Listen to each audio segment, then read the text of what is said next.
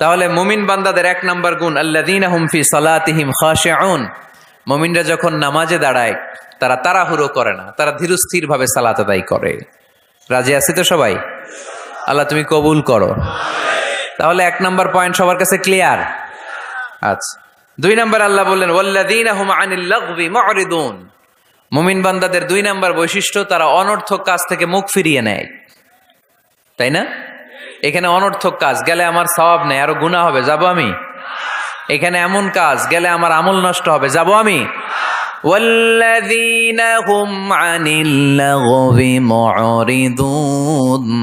মুমিন বান্দার দুই নাম্বার গুণ, মুমিন বান্দা কখনো কোনো অনর্থক কাজের দিকে যায় না।